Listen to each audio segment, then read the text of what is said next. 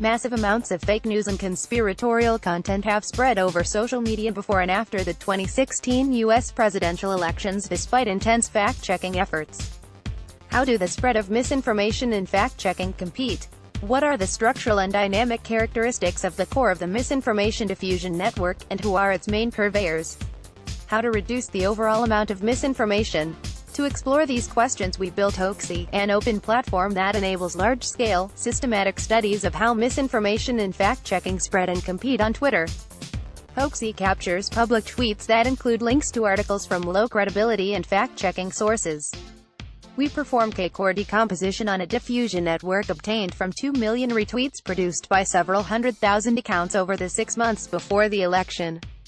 As we move from the periphery to the core of the network, fact-checking nearly disappears, while social bots proliferate. The number of users in the main core reaches equilibrium around the time of the election, with limited churn and increasingly dense connections. We conclude by quantifying how effectively the network can be disrupted by penalizing the most central nodes. These findings provide a first look at the anatomy of a massive online misinformation diffusion network. Citation: Xiaoxi, Wei P.M., Wang L., Zhang X., Flaminier, Mencher F. et al., 2018, Anatomy of an Online Misinformation Network. Close 113-4, EO196-087. https://doi.org/10.1371/journal.pwn.0196-087. Introduction: The viral spread of online misinformation is emerging as a major threat to the free exchange of opinions, and consequently to democracy. Recent Pew Research Center surveys found that 63% of Americans do not trust the news coming from social media, even though an increasing majority of respondents uses social media to get the news on a regular basis, 67% in 2017, up from 62% in 2016. Even more disturbing, 64% of Americans say that fake news have left them with a great deal of confusion about current events, and 23% also admit to passing on fake news stories to their social media contacts, either intentionally or unintentionally. 1, 2, 3. Misinformation is an instance of the broader issue of abuse of social media platforms, which has received a lot of attention in the recent literature. 4, 5, 6, 7, 8, 9, 10, 11, 12, 13, 14, 15. Traditional method to cope with misinformation is to fact-check claims. Even though some are pessimistic about the effectiveness of fact-checking, the evidence is still conflicting on the issue. 16, 17. In experimental settings, perceived social presence reduces the propensity to fact-check. 18. An open question is whether this finding translates to the online setting, which would affect the competition between low and high-quality information. This question is especially pressing, even though algorithmic recommendation may promote quality under certain conditions. 19. Models and empirical data show that high-quality information does not have a significant advantage over low-quality information in online social networks. 20. 15. Technology platforms, journalists, fact-checkers, and policymakers are debating how to combat the threat of misinformation. 21. A number of systems, tools, and datasets have been proposed to support research efforts about misinformation. Meda and Gilbert, for example, proposed CREDBANK, a dataset of tweets with associated credibility annotations. 22. Hassan et al. 23. Built a corpus of political statements worthy of fact-checking using a machine learning approach. Systems let users visualize the spread of rumors online. The most notable are Twitter Trails, 24, and Rumorlands, 25. These systems, however, lack monitoring capabilities. The emergent site, 26, detected unverified claims on the web, tracking whether they were subsequently verified, and how much they were shared. The approach was based on manual curation, and thus did not scale. The development of effective countermeasures requires an accurate understanding of the problem, as well as an assessment of its magnitude. 27, 28. To date, the debate on these issues has been informed by limited evidence. Online social network data provides a way to investigate how human behaviors, and in particular patterns of social interaction, are influenced by newsworthy events. 29. Studies of news consumption on Facebook reveal that users tend to confine their attention on a limited set of pages. 30, 31. Starboard demonstrates how alternative news sites propagate and shape narratives around mass shooting events. 32. Articles in the press have been among the earliest reports to raise the issue of fake news. 33. Many of these analyses, however, are hampered by the quality of available data, subjective, anecdotal, or narrow in scope.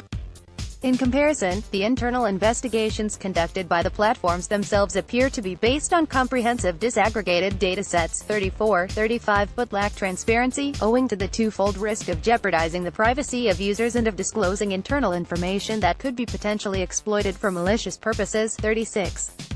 Motivated by these limitations, in previous work we presented a prototype of Hoaxy, an open platform for the study of the diffusion of misinformation and its competition with fact-checking, 37.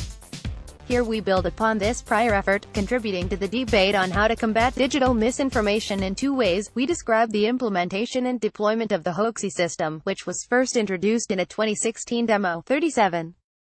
The system has been collecting data on the spread of misinformation and fact-checking from the public Twitter stream since June of 2016. It is now publicly available, hoaxy.iuni.u.edu. Users can query the tool to search instances of claims and relative fact-checking about any topic and visualize how these two types of content spread on Twitter. We leverage the data collected by Hoaxy to analyze the diffusion of articles from low-credibility sources and fact-checks on Twitter in the run-up to and wake of the 2016 U.S. presidential election.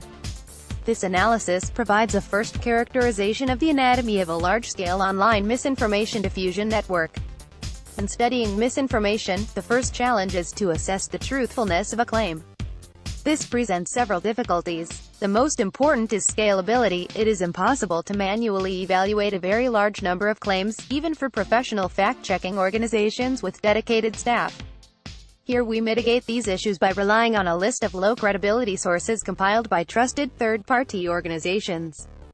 In the run-up to and wake of the 2016 U.S. presidential elections, several reputable media and fact-checking organizations have compiled lists of popular sources that routinely publish unverified content such as hoaxes, conspiracy theories, fabricated news, clickbait, and biased, misleading content.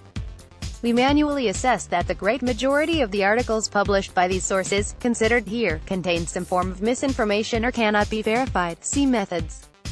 For brevity, in the remainder of the paper we refer to articles from low-credibility sources simply as articles. Hoaxy retrieves the full and comprehensive set of tweets that share, i.e., include a link to, articles and fact-checks. These tweets are important because, by tracking them, we can observe how a particular piece of content spreads over the social network. It is important to note that Hoaxy collects 100% of these tweets, not a sample. This lets us obtain, for any given piece of misinformation in our corpus, the full picture of how it spreads and competes with subsequent fact-checking, if any. In this paper we address three research questions. RQ1, how do the spread of misinformation and fact-checking compete? RQ2, what are the structural and dynamic characteristics of the core of the misinformation diffusion network, and who are its main purveyors? RQ3, how to reduce the overall amount of misinformation? We pose our first question, RQ1, to investigate whether those who are responsible for spreading articles are also exposed to corrections of those articles. Regretfully, only 5.8% of the tweets in our dataset share links to fact-checking content, a 1:17 ratio with misinformation tweets. We analyzed the diffusion network in the run-up to the election, and find a strong core periphery structure. Fact-checking almost disappears as we move closer to the inner core of the network, but surprisingly we find that some fact-checking content is being shared even inside the main core. Unfortunately, we discover that these instances are not associated with interest in accurate information. Rather, links to Snopes or PolitiFact are shared either to mock said publications, or to mislead other users, e.g., by falsely claiming that the fact-checkers found a claim to be true. This finding is consistent with surveys on the trust of fact-checking organizations, which finds strong polarization of opinions, 38. Our second question, RQ2, is about characterizing the core of the article diffusion network. We find the main core to grow in size initially and then become stable in both size and membership, while its density continues to increase. We analyze the accounts in the core of the network to identify those users who play an important role in the diffusion of misinformation. The use of Botometer, a state-of-the-art social bot detection tool, 12, reveals a higher presence of social bots in the main core. We also consider a host of centrality measures, in strength, out strength, betweenness, and page rank to characterize and rank the accounts that belong in the main core. Each metric emphasizes different subsets of core users, but interestingly the most central nodes according to different metrics are found to be similar in their partisan slant. Our last question, RQ3, addresses possible countermeasures. Specifically, we ask what actions platforms could take to reduce the overall exposure to misinformation. Platforms have already taken some steps this direction, by prioritizing high-quality over low-quality content, 35-39. Here we consider a further step by investigating whether penalizing the main purveyors of misinformation, as identified by RQ2, yields an effective mitigation strategy. We find that a simple greedy solution would reduce the overall amount of misinformation significantly. Methods in data network core analysis. The k-core of a graph is formally defined as the maximal subgraph with nodes of at least degree k. In practice, k-core decomposition uses a recursive procedure, given the k-core, for extracting the k1 core by recursively removing all nodes with degree k. The nodes that have been removed constitute the k-shell. The k-core decomposition is the sequence of k-cores of increasing values of k. Finally, the non-empty graph with maximum value of k is called the main core. Prior work has used k-core decomposition to probe the structure of complex networks, 40-41. In the case of social networks, k-cores can be used to identify influential users, 42, and to characterize the efficiency of information spreading, 43. We convert the weighted, directed diffusion networks analyzed in this paper into unweighted, undirected networks when applying k-core decomposition. We also used S-core decomposition, which takes weights into account by using the strength S, aka weighted degree, of a node in place of the degree k, 44. The results are qualitatively similar, so we omit them here and present the analysis based on k-core decomposition. Bot detection. Social bots play an important role in the spread of misinformation, 15. Researchers have built supervised learning tools to detect such automated accounts with high accuracy. We leverage such a tool, called Botometer 12, to evaluate Twitter accounts. Botometer performs classification over a large set of features that include temporal, network, language, and sentiment signals. The classifier is trained in supervised fashion from a set of labeled examples. The set includes examples discovered with a honeypot and by human raters.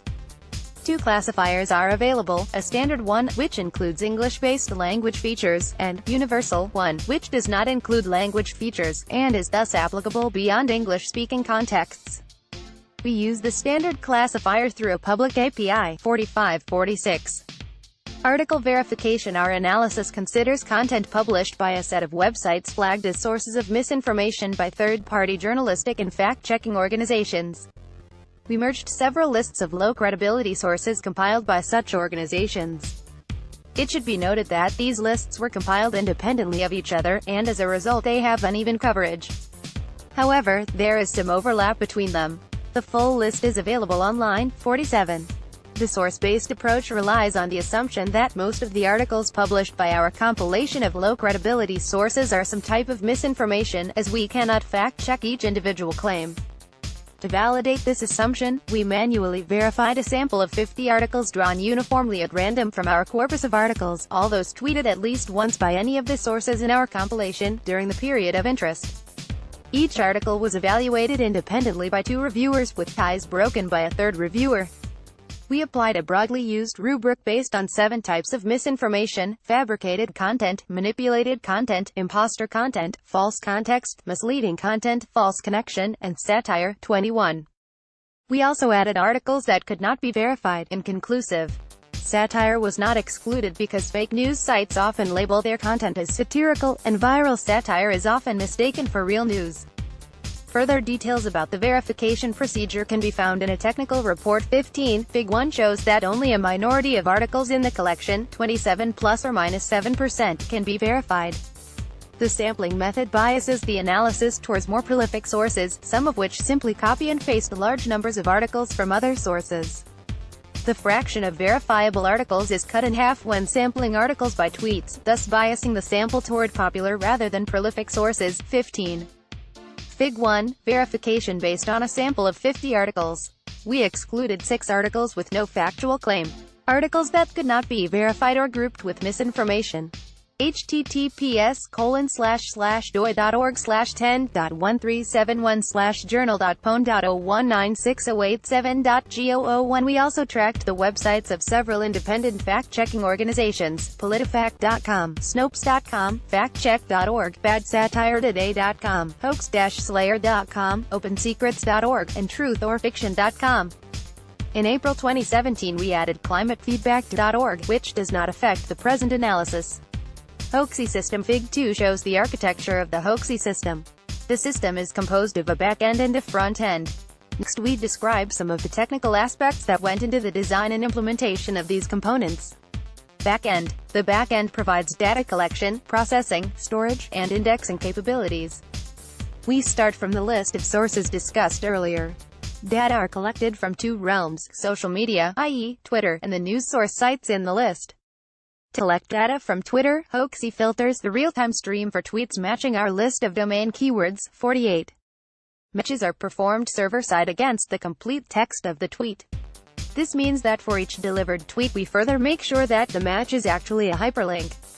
Tweets that simply mention our sources but do not link to them, e.g., "I read this on Snopes.com," or discarded. All matching link URLs are then extracted from the tweet and fetched directly from the source. To get a complete snapshot of all content produced by the sources, Hoaxy also regularly crawls their websites in a separate process. We use a mix of RSS and direct crawling to do so. Regardless of the way it is collected, from each fetch document Hoaxy extracts title, metadata, and body information. All collected data, tweets and fetch documents, are saved in a relational database. Documents are further indexed using Lucene 49 to enable full-text search from the front end. Content duplication and document text extraction are two critical aspects of this data collection pipeline. Because we are crawling data from the web, we expect to observe several different variants of the same URLs. This is especially true for the resources obtained from the social media stream, for which duplication may occur due to marketing campaign and other tracking parameters, shortening, e.g., bit.ly, and snapshotting, e.g., archive.is, services, and domain aliasing, e.g., dcgazette.com and fedgazette.com.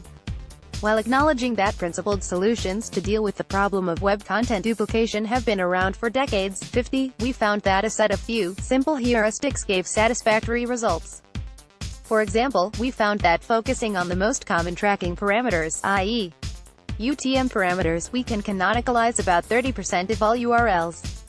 Similarly, by following all types of HTTP redirect responses, we resolve shortened URLs for about 45% of the URLs extracted from tweets. Snapshotting and domain aliases account instead for only 5 duplicates, and we simply ignore them. We also had the problem of extracting the actual text of the fetch documents. There is a lot of extraneous content in the body of documents due to the presence of ads, comment threads, and personalization.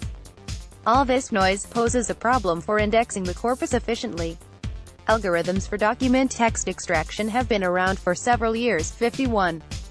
We tested several implementations and eventually settled for the one offered by a third-party API, 52. Having collected, processed, stored, and indexed all the data, the final component of the backend is the API, a small piece of middleware that enables programmatic access to both the relational database and the full-text Lucene index for the purposes of search and visualization. Front-end. Hoaxy provides an intuitive web interface to search and visualize the spread of articles contained in our database, and the competition with subsequent fact-checking verifications, see Fig 3. The user first specifies a query, Fig 3a. Users can choose to retrieve either the most relevant or the most recent results. To do so, we first send the query to Lucene, which returns a list of most relevant, recent articles from low credibility and fact-checking sources. In practice, because there are many more articles from low credibility sources than fact-checking sources, we rank these articles separately, and then merge the top results from the two rankings into a single list. Finally, we re-rank the results based on the number of tweets in the database.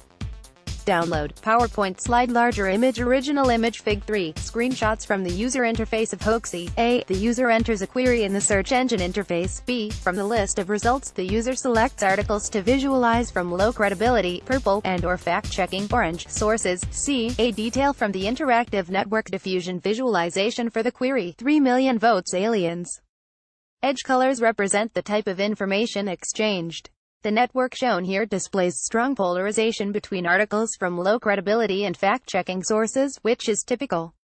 https://doi.org/10.1371/journal.pwn.0196087.go03. After selecting the results that match their query, Fig 3b, the user can finally visualize the results. Hoaxy provides two types of visualization: a timeline plot not shown in the figure that displays the growth in the number of tweets for articles from both low credibility and fact-checking sources, and an interactive visualization of the diffusion network, Fig 3c. In-network nodes represent Twitter accounts on Edges connect any two users that exchanged information by retweet, reply, mention, or quoted retweet. Edge directionality represents the flow of information, e.g., from the retweeted to the retweet or account, or from the mentioning to the mentioned account. Deployment. We started collecting data with Hoaxy from 69 low credibility and 7 fact-checking sources, 76 in total, in June 2016. In December 2016, 50 more low credibility sources were added. The system has collected data continuously ever since.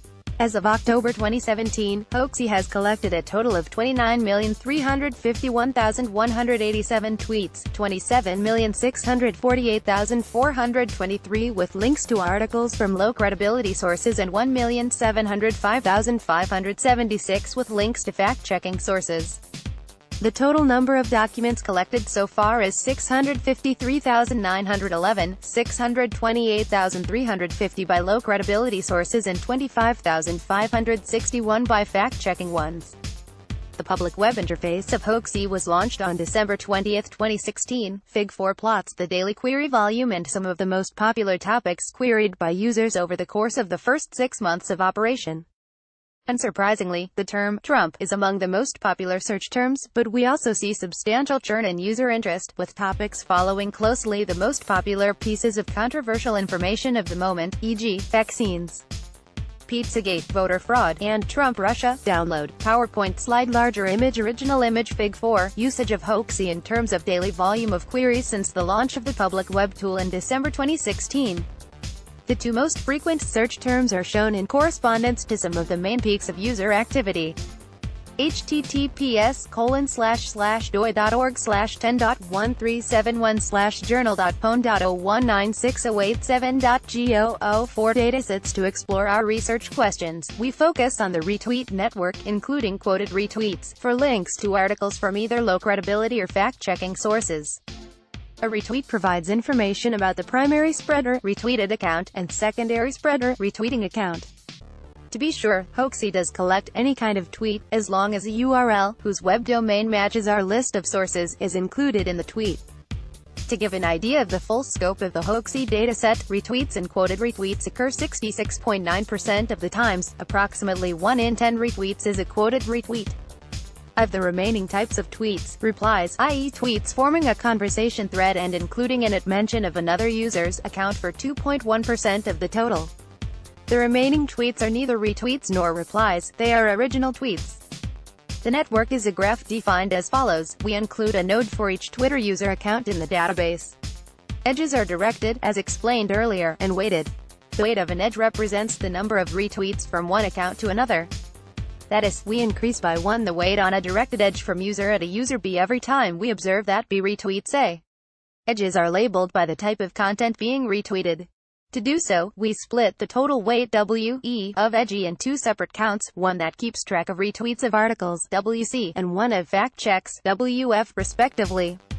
That is, WE equals WC, WFE for all E and E.